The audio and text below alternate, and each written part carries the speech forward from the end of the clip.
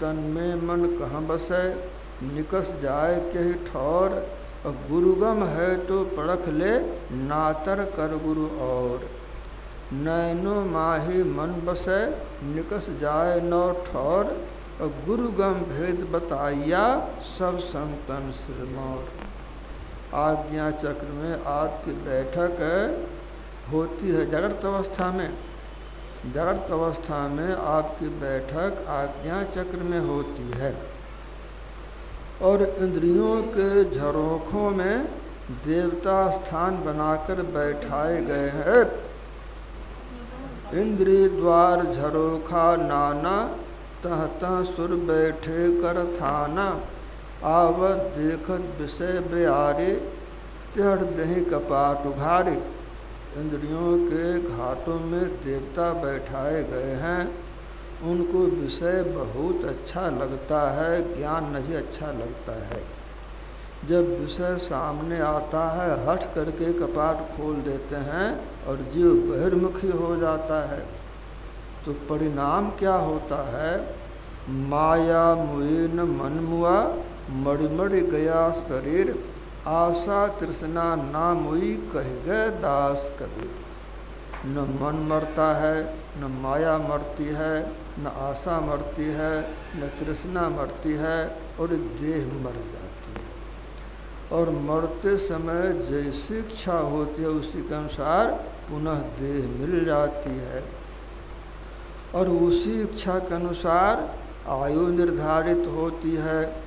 विद्या और क्या काम करेंगे, पैसा कितना कमाएंगे, कहाँ मृत्यु हो जाएगी, ये पहले से निर्धारित होता है। इसको कहते हैं प्रारब्ध। तो पहले बना प्रारब्ध है, पीछे बना शरीर। और तुलसी आश्चर्य है, मन नहीं बांधे धीर। तो तुलसी यह तन खेत है, मन बच कर्म किसान। पाप बुझे वैस लेवे निदान। इस शरीर खेत के समान है, मन वचन कर्म किसान हैं। पाप और पुण्य दो तरह के बीज बोए जाते हैं। पाप का फल नरक में दुख होता है, पुण्य का फल स्वर्ग में सुख होता है। और इसी संसार में फिर आ जाते हैं। अब ऐसा कुछ कर्म करना है कि पाप और पुण्य दोनों कर्मों के फल से बचकर रहना हो सके। त्याग ही कर्म शुभदायक, अब भजहि मोहि सुर नर मुनि नायक। ऐसा श्री राम कहते हैं। अब इसी ज्ञान को समझना है कहाँ? सत्संग में। भूले मन को समझाई लीजिए। सत्संग के बीच में जाय के जी, अब की बेर नहीं चूकना है, सुंदर मानुष तन पाए के जी।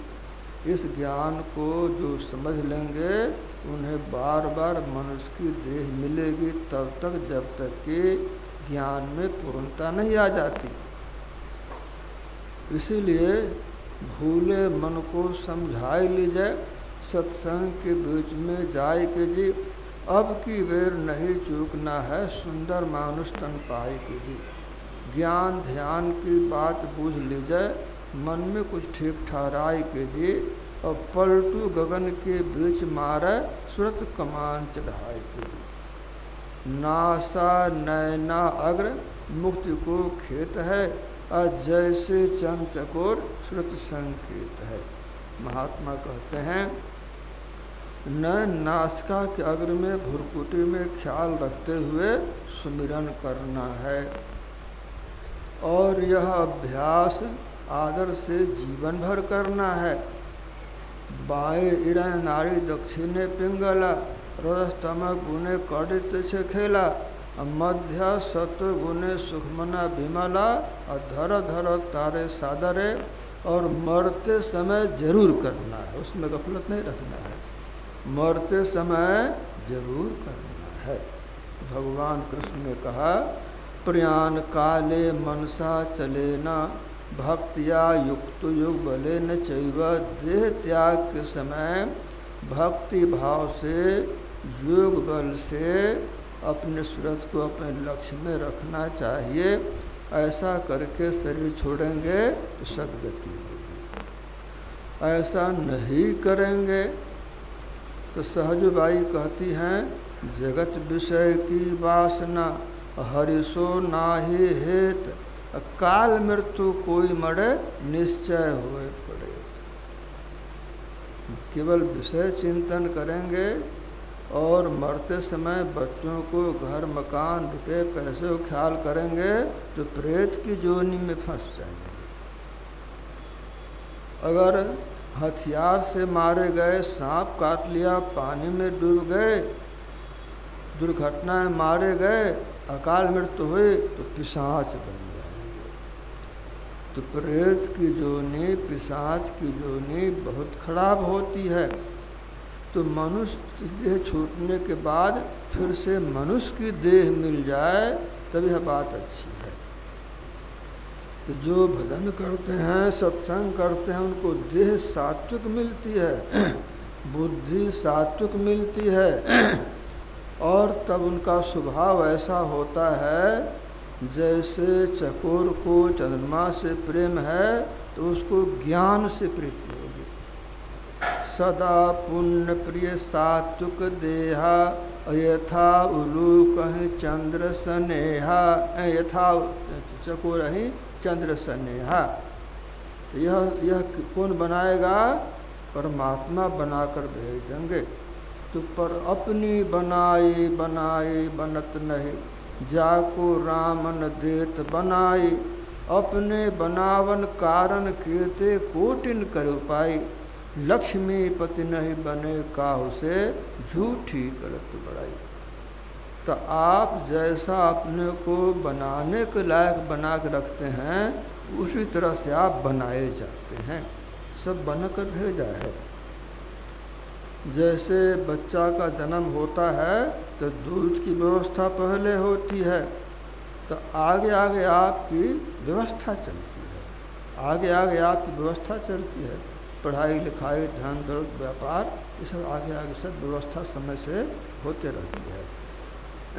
ये सब आपके कर्म के फल का कर्म का फल है। अपनी अपनी करनी अपने अपने साथ, अपने अपने साथ करे सो आगे आवे, जोरू के जोरू फले खसम के खसम को फलता, अपनी करनी से दिल पार उतरता, नेकी बदी है संग और ना संगी कोई, देख बुझ विचार संग जई हैं दोई, पलटू करनी और के नहीं और के साथ, अपनी अपनी करनी अपने अपने साथ। एक महात्मा थे धर्मदास साहब, बड़े व्यापारी थे।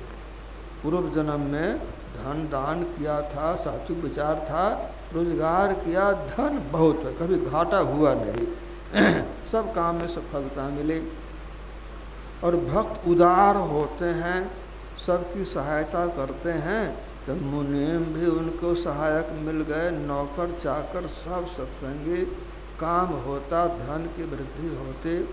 लेकिन धर्मदास साहब ने विचार किया, यहाँ से जाना है और देह छोड़कर जाना है और कुछ लेकर नहीं जाना है, और फिर लौट कर आना नहीं है। इतना विचार, यहाँ से जाना है, देह छोड़कर जाना है, कुछ लेकर नहीं जाना है, और लौट कर कभी आना नहीं, इतना निश्चय हो गया। ये तो सबको होता है, लेकिन लोग विचार करते नहीं हैं। इतना विचार कर लिया। अब क्या किया? तो धन बहुत लगे सत्संग कराने, भंडारा कराने। अब पूजा पाठ तो बहुत करते, एक टोकरी मूर्ति की पूजा करते, नहलाते धुलाते, जल चढ़ाते, फूल चढ़ाते।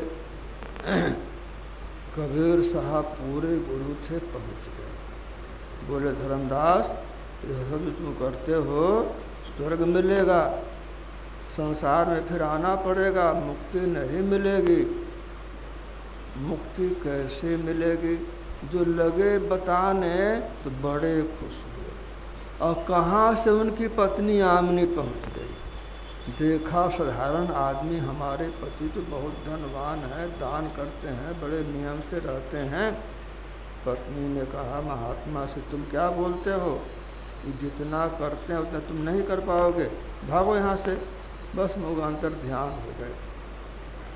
सब ही सुलभ सब दिन सब देशा, असेवत सादर समन कलेसा। सत्संग सबको सुलभ रहा, लेकिन जो आदर से सेव किया उसको ज्ञान हो गया और दुख उसका दूर हो गया।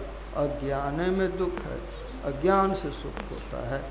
तो भक्त योग के पीछे पलटू जे ज्ञान, जो आमनी फटकार दे, कबीर साहब गुप्त हो गए, अंतर ध्यान हो गए, दिखाई नहीं पड़े। धर्मदास साहब को बड़ा दुख हुआ, क्या कह दिया। उनकी पत्नी ने कहा आपको धन की कमी है, सत्संग कराइए ना, भंडारा कीजिए।